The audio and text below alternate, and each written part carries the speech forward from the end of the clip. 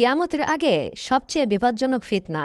হজরত মুহাম্মদ মুস্তাফা সাল্লাল্লাহু আলাইহি ওয়াসাল্লাম বলেছেন, ইয়াজুজ ও মাজুজ প্রতিদিন সেই দেয়ালটি খোলে যেটা আল্লাহ তাআলা তাদের এবং পৃথিবীর মাঝখানে তৈরি করেছেন। যখন তারা দেয়ালের কাছে পৌঁছে যায় তখন তারা বলতে থাকে, আগামীকাল আবার আসব।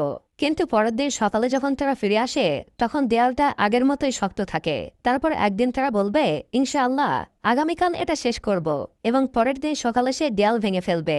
যখন তারা দেয়াল ভেঙে পৃথিবীতে প্রবেশ করবে তাদের সংখ্যা এত বেশি হবে যে তারা পুরো নদী গিলে ফেলবে। তারা প্রতিটি পাহাড় ও উপত্যকা চূর্ণ বিচূর্ণ করে ফেলবে। পৃথিবী ফিতনায় কেঁপে উঠবে, মানুষ চিৎকার করবে এবং দৌড়াবে, কিন্তু তারা কোনো আশ্রয় পাবে না। তারপর আল্লাহ তাআলা হজরত ঈসা ইবনে মারিয়াম আলাইহিসসালামকে প্রেরণ করবেন। হজরত ঈসা আলাইহিসসালাম আল্লাহর কাছে প্রার্থনা করবেন এবং তারপর আল্লাহ তাআলা ইয়াজুজ মাজুজের উপর একটি বিশেষ পোকা পাঠাবেন। সে তাদের দেহে প্রবেশ করবে এবং তাদের সকলকে ধ্বংস করবে।